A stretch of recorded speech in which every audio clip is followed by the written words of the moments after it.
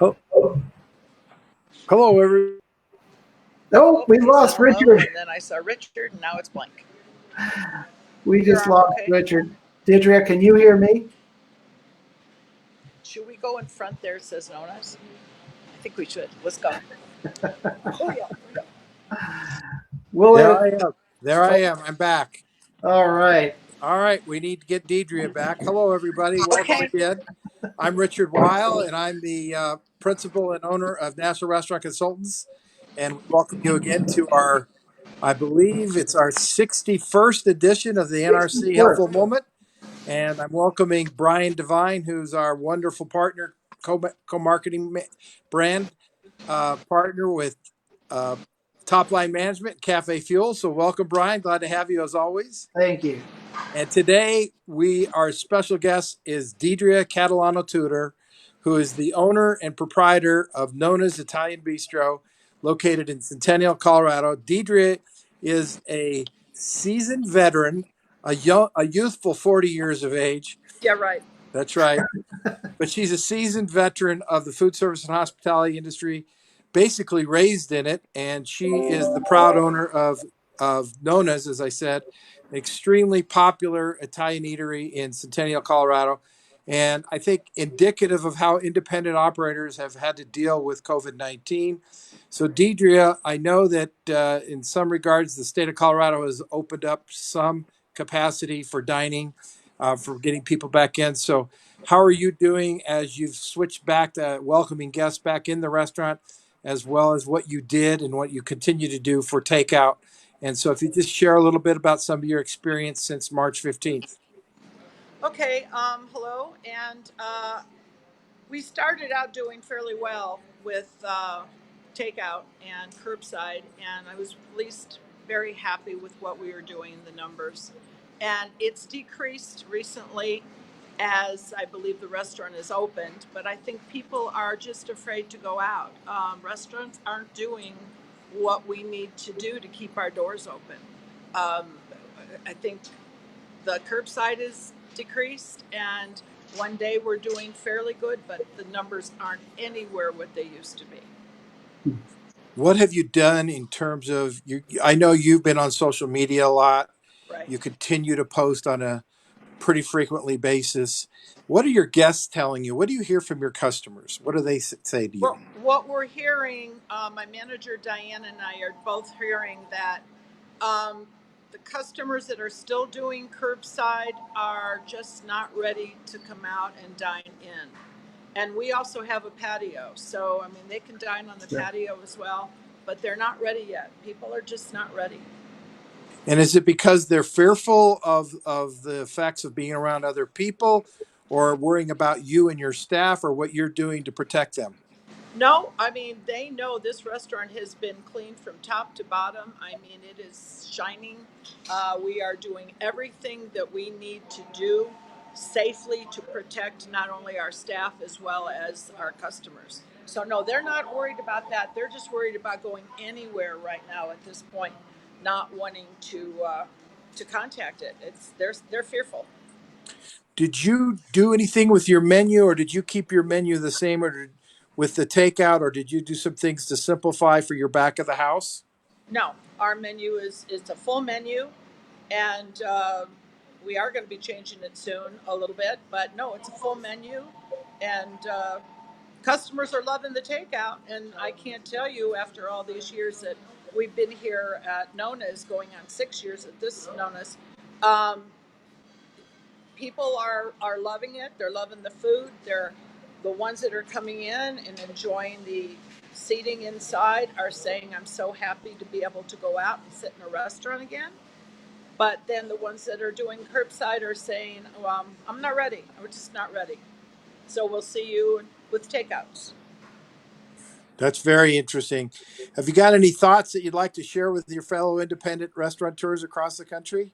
Yes, I wish us all well. I mean, it's very tough at this point in time right now.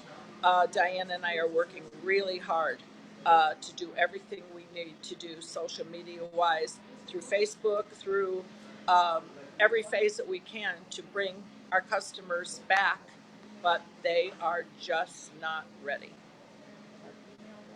We Well, that do makes a lot. email blasts. We do, our Facebook. We've got a great social media gal that helps us out, and we're just waiting for our customers to come back and smile, and so we can. I don't know. We can't hug anymore, and I'm a hugger, so I guess I have to do the elbow thing, right?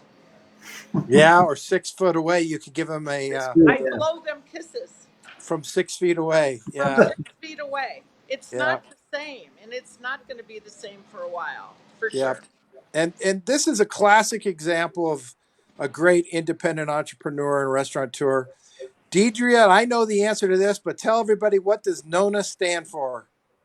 It stands for grandma, and my granddaughter tomorrow will be 23.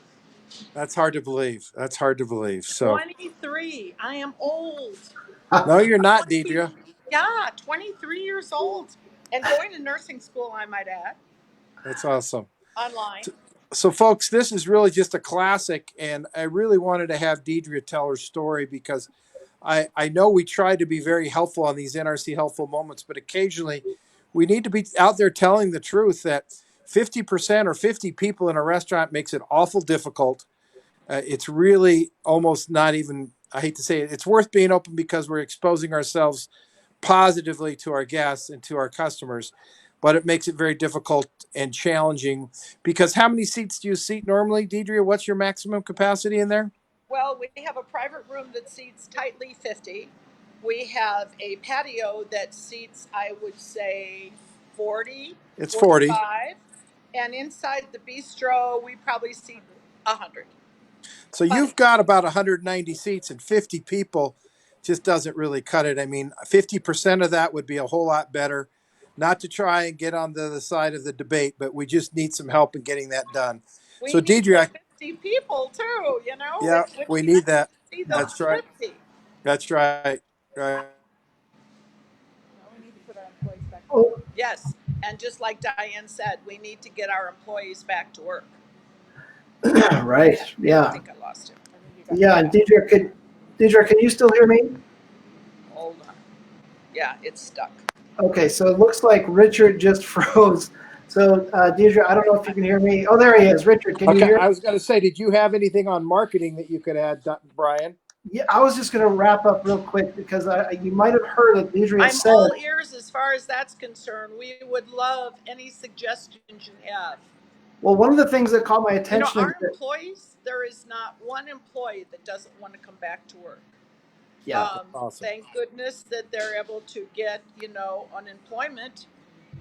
They're all wanting to come back to work. There's just not enough customers to fill the restaurant to employ them right now. We're doing most every employee, a little bit here and a little bit there to be able to sustain them and to be able to afford to keep them. Stay profitable. Yeah. Brian, you got a couple thoughts for Deidre on marketing?